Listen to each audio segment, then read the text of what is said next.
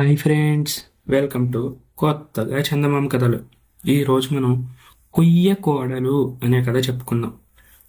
కొన్ని వందల సంవత్సరాల క్రితం హస్తినాపురంలో శివోదత్తుడు అనే ఒక వ్యక్తి ఉండేవాడు.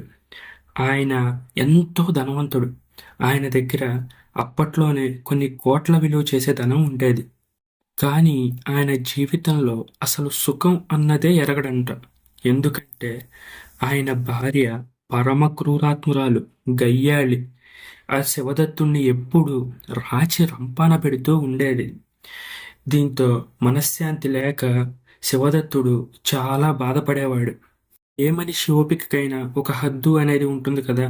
ఒకనాడు శివదత్తుడికి ఆ హద్దు చెరిగిపోయింది. ఇక ఇటువంటి భార్యతో వేగలేననుకొని చివరికి ఇంటి నుంచి పారిపోయి అతను సన్యాసం తీసుకున్నాడు. శివదత్తుడికి ముగ్గురు కొడుకులుండేవాళ్ళు. పెద్దవాడికి వివాహమై కోడలు ఇంట్లో అడుగు పెట్టి పెట్టగానే అత్తగారు ఆవిడకి చుక్కలు చూపించడం మొదలుపెట్టింది. ఈ కష్టాలు కొంతకాలం పెద్ద కోడలు ఏమీ మాట్లాడకుండా భరించింది. కానీ ఆవిడ మాత్రం ఎన్నాళ్ళని భరిస్తుంది. దీంతో పుట్టింటికి వెళ్ళిపోయింది. ఇక ఇక్కడ ఉండడం నా వల్ల కాదని. ఆమె వెనకనే ఆమె భర్త కూడా అత్తవారిల్లు వెళ్ళిపోయి ఇల్లరికం ఉండసాగాడు. దీని గురించి ఆ ఊర్లో అందరూ చిలవలు పలవలుగా చెప్పుకునేవాళ్ళు. ఆ తర్వాత రెండో వాడికి కూడా వివాహమైంది. అతని భార్య కూడా కాపురానికి వచ్చింది. మొదటి కొడుకు జీవితాన్ని నాశనం చేసినప్పటికీ ఆ తల్లికి అసలు బుద్ధి అనేదే రాలేదు. రెండో కొడుకు భార్య విషయంలో కూడా అదే పద్ధతిని అవలంబించేది. ఆవిడ్ని రాచి రంపాన పెట్టి కాల్చుకు తింటూ ఉండేది. కూర్చున్న తిట్టేది, లేచిన తిట్టేది, పని చేసినా తిట్టేది, చేయకపోయినా తిట్టేది. ఇంకా ఆ రెండో కోడలు కూడా అత్తగారు పెట్టే కష్టాలు భరించలేక పుట్టింటికి వెళ్తే బాగోదని పాపం ఎవరికీ చెప్పకుండా ఒకనాడు ఉరిపోసుకుని చనిపోయింది. భార్య చనిపోగానే భర్త అయిన రెండో కుమారుడు కూడా మంచం పట్టి కొద్ది కాలానికి మనోవ్యాధితో మరణించాడు. ఇక తన అన్నలిద్దరి గతి చూసిన మూడో కొడుకు వసుదత్తుడు. అతను తన తల్లికే మంచి గుణపాఠం నేర్పాలి అని బలంగా నిర్ణయించుకున్నాడు. కానీ ఆవిడికి పాఠం నేర్పాలంటే అంత సులభం కాదన్న సంగతి అతనికి తెలుసు. ఆవిడ ఇంత గయ్యాలి మనిషి అయినప్పటికీ ఇంటి మగవాళ్ళు ఉదారవంతులు కావడం చేత ఆవిడ చేసే దౌర్జన్యం ఇంటి బయట ఎవరికీ తెలియదు. అంటే ఇంట్లో ఆవిడ ఎంత వేధించుకు తిన్నప్పటికీ బయట వారెవ్వరికీ నోరెత్తి పల్లెత్తి మాట కూడా చెప్పేవాళ్ళు కాదు. తమ అమ్మ మంచిదనో తన భార్య మంచిదనో చెప్పుకుంటూ ఉండేవారు తప్ప ఆమె మీద ఎవరూ ఏనాడు చాడీలు చెప్పిన పాపాన పోలేదు. పెద్ద కోడలు గడుసుది గనుక భర్తను వశపరుచుకొని పుట్టింటికి వెళ్ళిపోయిందని, రెండో కోడలు అనారోగ్యం వలన ఆత్మహత్య చేసుకుందని బయట ఉండే వాళ్ళందరూ అనుకుంటూ ఉండేవారు. ఈ కొడుకులు బయటకి ఏ విషయాన్ని చెప్పేవారు కాదు. ఏదైనా తమ కుటుంబంలోనే ఉంచుకునేవారు. తల్లి దుర్మార్గం నలుగురికి తెలిసి వచ్చేలా చేయడానికి వసుదత్తుడు ఒక ఉపాయాన్ని ఆలోచించాడు. వాడు ఒకరోజు పొరుగురు వెళ్ళాడు. అక్కడ కొయ్య బొమ్మలు చేసేది ఎవరు అని వాకబు చేశాడు. ఫలానా వ్యక్తి కొయ్య బొమ్మలు బాగా చేస్తాడు అని ఆ ఊళ్ళో వాళ్ళందరూ చెప్పారు. అతని వద్దకు వెళ్ళి ఒక మనిషి ఎత్తు ఉన్న కొయ్యి బొమ్మను చేయించాడు. అర్ధరాత్రి వేళ ఆ బొమ్మని బండిలో తన ఊరికి తీసుకొచ్చాడు. తన ఇంటి పక్కనే ఉన్న మరొక ఇంట్లో ఆ కొయ్య బొమ్మను ఉంచాడు. ఆ ఇంటికి గడివేసి వాకిలి దగ్గర ఉన్న దాసీదాన్ని కాపలా ఉంచాడు. తల్లి దగ్గరికి వచ్చాడు. అమ్మ, నేను పెళ్లి చేసుకుని వచ్చాను. నా భార్య మనతో పాటు మన ఇంట్లో ఉంటే ఖచ్చితంగా పోట్లాట్లు వస్తాయి. పెద్దన్న విషయంలో చిన్నన్న విషయంలో ఏం జరిగిందో ఇప్పటికే చూశాం కదా. నేను ఈ విషయంలో ఎటువంటి అవకాశం తీసుకోదలుచుకోలేదు. మీ అత్తా కోడళ్ళిద్దరూ ఒకరికొకరు దూరంగా ఉంటేనే నా జీవితం ప్రశాంతంగా ఉంటుంది. లేకపోతే నా జీవితం కూడా నాన్న అన్నల జీవితాల్లాగా నాశనమైపోతుంది అని చెప్పాడు. దీంతో పాటు నేను పక్క ఇంట్లోనే ఉంటాను. నువ్వు నా ఇంటికి రావద్దు. అలాగే నన్ను, నా భార్యని నీ ఇంటికి రమ్మని అస్సలు పిలవద్దు అని గట్టిగా చెప్పేశాడు.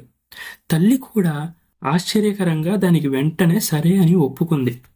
కానీ పెద్ద కోడలిద్దరి మీద ఉన్న కసిని చిన్న కోడలి మీద తీర్చుకోలేకపోయానే అని ఆమె చాలా బాధపడేది.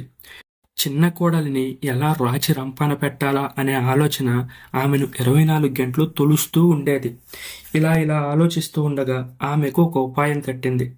ఒకరోజు కొడుకు ఇంట్లో నుంచి బయటికి వెళ్ళడం చూసింది. వెంటనే తను రోకలి బండతో తల పగలగొట్టుకుంది. పెడబొబ్బులు పెట్టి ఏడవడం మొదలుపెట్టింది. ఆమె అరుపులు కేకలకి ఆ ఇంటి వద్దకు అందరూ వచ్చి చేరారు. అదే సమయానికి బయట నుంచి కొడుకు కూడా వచ్చాడు. ఏమైంది ఏమైంది అని అందరూ అడిగారు. చూశారా, నా కోడలు ఎంత పని చేసిందో? నేను ఇంట్లో కూర్చుని నా పని నేను చేసుకుంటుంటే అకారణంగా ఏ కారణం లేకుండా వెనక నుంచి వచ్చే రోకలితో నా తల పగలగొట్టింది.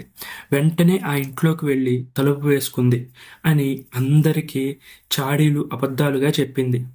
అయ్యో, అందరూ ఎంత పని జరిగింది ఇంత పని చేసిన కోడల్ని అస్సలు వదలకూడదు అని అక్కడికి చేరిన ఇరుగు పొరుగు అనుకున్నారు.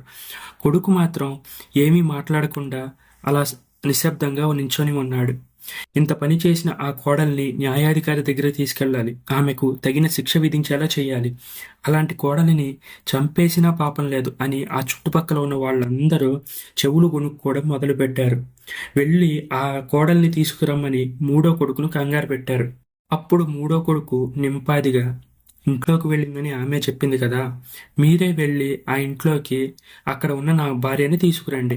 తీసుకువచ్చాక ఆమెని కొట్టుకుంటారో చంపుకుంటారో న్యాయాధికారి దగ్గరికి తీసుకెళ్తారో ఏం చేస్తారో మీ ఇష్టం. కానీ తీసుకువచ్చాక ఆమె ఎవరు ఏంటి అనేది ఒకసారి గమనించి చూడండి అని చెప్పాడు. కొడుకు ఇలా అనేసరికి ఊళ్ళో ఉన్న వాళ్ళందరూ ఆ ఇంటికి వెళ్ళి తలుపులు పగలగొట్టి లోపలికి ప్రవేశించి చూస్తే అక్కడ కొయ్య బొమ్మ ఉంది. అందరూ ఒక్కసారిగా ఆశ్చర్యానికి గురయ్యారు. అప్పుడు మూడో కొడుకు, ఇదిగో ఇదే నా భార్య, ఇదే అక్కడి నుంచి వచ్చి రోకలితో నా తల పగలగొట్టి లోపలికి వెళ్ళి తలుపేసుకుంది అని వసుదత్తుడు అందరికీ వెటకారంగా సమాధానమిచ్చాడు. అప్పుడు ఊళ్ళో ఉన్న వారందరూ వసుదత్తుడి తల్లిని హేళన చేశారు, బాగా తిట్టారు. ఇలాంటి గయ్యాలిది ఊళ్ళోనే ఉండకూడదు అని శాపనార్థాలు పెట్టారు. దీంతో ఆమెకి బుద్ధొచ్చినంత పనైంది. ఈ సంఘటన జరిగిన కొన్నాళ్లకి వసుదత్తుడు ఒక మంచి అమ్మాయిని తానే చూసుకొని పెళ్లి చేసుకున్నాడు. అయితే ఆ అమ్మాయి ఇంటికి వచ్చిన దగ్గర నుంచి అత్తగారు ఎన్నడూ పల్లెత్తు మాట కూడా అన్న పాపాన పోలేదు.